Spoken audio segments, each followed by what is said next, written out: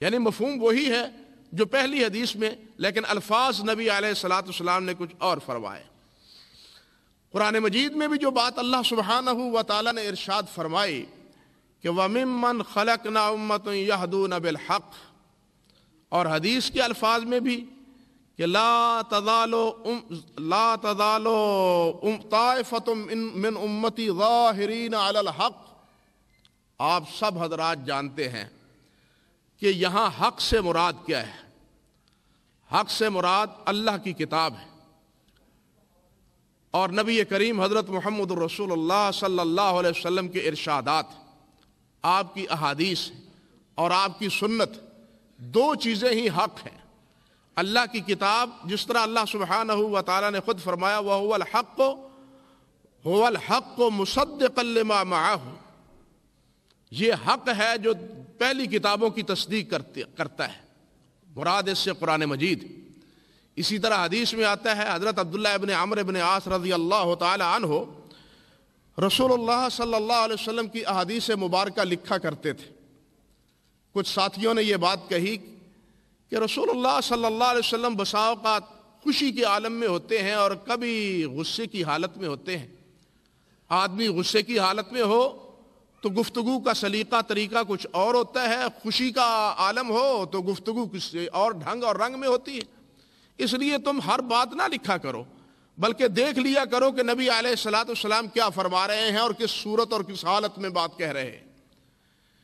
یہی بات حضرت عبداللہ ابن عمرو ابن عاص رضی اللہ تعالی عنہ نے نبی علیہ الصلوۃ والسلام سے عرض کر دی کہ حضور میں آپ کے ارشادات لکھتا ہوں، لیکن کچھ ساتھیوں نے مجھے یہ بات کہی ہے، یہ مشورہ دیا ہے۔ تو رسول اللہ صلی اللہ علیہ وسلم نے آگے سے جواب کیا ارشاد فرمایا، اکتب فوالذی نفس محمد بیدہ ما خرج منہ الا حق، ما خرج منہ الا حق، فرمایا عبداللہ لکھا کرو، مجھے اس اللہ کی قسم جس کے ہاتھ میں محمد کی جان ہے، میرے منہ سے جو بات بھی نکلتی ہے وہ حق نکلتی ہے، غلط نہیں نکلتی۔ میں خوشی کے عالم میں ہوں یا غصے کے عالم میں ہوں، ہر حالت میں میری زبان سے جو بات نکلتی ہے وہ حق اور سچ ہوتی ہے، اس میں افراد تفرید کا کوئی شائبہ نہیں ہوتا۔ اس لیے بھائیو، جس روایت میں، حدیث پاک میں جو یہ بات ارشاد فرمائی گئی ہے کہ لا تزال طائفة من امتی ظاہرین علی الحق، تو ظاہر بات ہے کہ اس حق سے مراد حق پہ قائم رہنے والے، حق کے ساتھ تمسک کرنے والے، حق کے ساتھ وابستہ رہنے والے۔ وہ کیا حق مراد ہے؟ وہ اللہ کی کتاب ہے اور اللہ کے پیارے پیغمبر حضرت محمد الرسول اللہ صلی اللہ علیہ وسلم کی سنت ہے، نبی علیہ الصلوۃ والسلام کی حدیث پاک۔ اور یہی وہ مفہوم ہے جو نبی علیہ الصلوۃ والسلام نے ان الفاظ سے بیان فرمایا کہ ترکت فیکم امرین لن تضلوا ما تمسکتم بہما، کتاب اللہ و سنت رسولہ، میں تم میں دو چیزیں چھوڑ کے چلا ہوں، جب تک ان دو چیزوں کے ساتھ تم تمسک کرتے رہو گے، پختگی سے ان کے ساتھ وابستہ رہو گے، تم کبھی گمراہ نہیں ہوگے۔ وہ دو چیزیں کیا ہیں؟ ایک اللہ کی کتاب ہے اور دوسری اللہ کے نبی کی سنت ہے۔ سنت و نبی، اللہ کے نبی کی سنت ہے، یعنی حق دو ہی چیزیں ہیں، دو ہی چیزیں ہیں، ایک اللہ کی کتاب، اللہ رب العزت کے ارشادات، اور دوسرے نبی کریم صلی اللہ علیہ وسلم کے معمولات اور آپ کے ارشادات۔ صحابہ کرام رضوان اللہ علیہ مجمعین، بھائیو آپ یہ بات دیکھتے ہیں اور سمجھتے ہیں، جانتے ہیں کہ صحابہ کرام رضوان اللہ علیہ مجمعین نے اپنی زندگیاں کس چیز پہ گزاری ہیں؟ یہی دو چیزیں تھیں، اللہ کی کتاب تھی اور نبی کریم حضرت محمد رسول اللہ صلی اللہ علیہ وسلم کی سنت تھی، آپ کی حدیث تھی۔ یعنی صحابہ کرام کا مرجع اور صحابہ کرام کا ماوا، وہ سب کا سب کس کے ساتھ وابستہ تھا؟ اللہ کی کتاب کے ساتھ اور اللہ کے پیارے پیغمبر حضرت محمد رسول اللہ صلی اللہ علیہ وسلم کے ساتھ، رسول اللہ کی سنت، آپ کی حدیث مبارکہ کے ساتھ۔ صحابہ کرام نے کتاب اللہ کی اطاعت کر کے، نبی علیہ الصلوۃ والسلام کی سنت کی اتباع کر کے، اور ان کی اتباع اور اطاعت کی بے شمار واقعات ہیں جہاں یہاں میں ان کو دہرانا نہیں چاہتا. اسی اطاعت کے نتیجے میں ہی اللہ سبحانہ و تعالیٰ نے انہیں رضی اللہ عنہم ورضوا عنہ کا خطاب عطا فرمایا تھا. وہ کسی اور چیز کے متبع اور فرما بردار نہ تھے، وہ متبع اور فرما بردار تھے تو اللہ کی کتاب کے تھے اور اللہ کے نبی حضرت محمد رسول اللہ صلی اللہ علیہ وسلم کے تھے.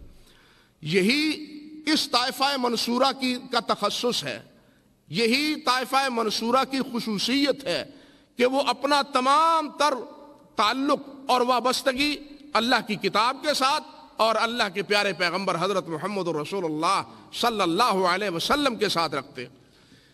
اللہ اکبر. بھائیو، صحابہ کرام رضوان اللہ علیہ مجمعین کے آخری دور میں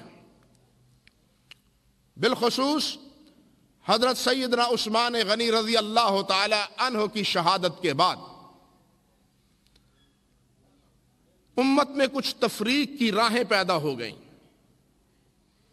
کچھ وہ تھے جنہوں نے اپنی عقیدت کا مرکز حضرت علی رضی اللہ تعالی عنہ کو بنا لیا، حتیٰ کہ انہوں نے یہ موقف ہی اختیار کر لیا کہ ہمیں دین حضرت علی یا اہل بیت کے توسط سے ملے گا تو ہم اس کو قبول کریں گے.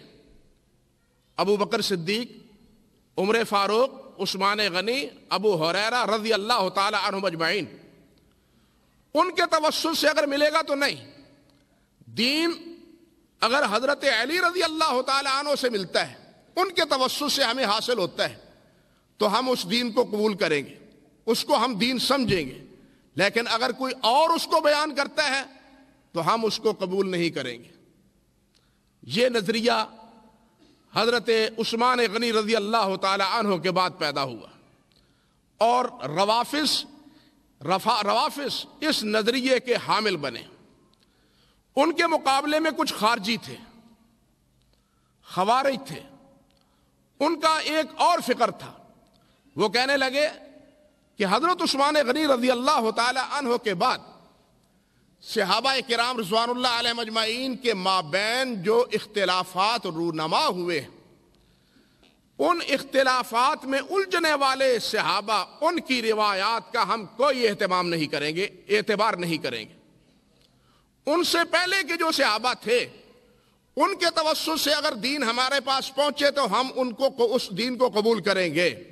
لیکن اگر جنگ جمل ہے، صفین ہے، یا اس کے بعد کے حروب ہیں، ان میں حصے دار یا ان میں شریک ہونے والے، ان کی روایات کا ہم اعتبار نہیں کریں گے، نہ حضرت علی کی، نہ حضرت معاویہ کی، نہ حضرت عمر بن عاص کی، نہ حضرت مغیرہ کی، نہ ابو موسیٰ اشعری کی رضی اللہ تعالی عنہ اجمعین.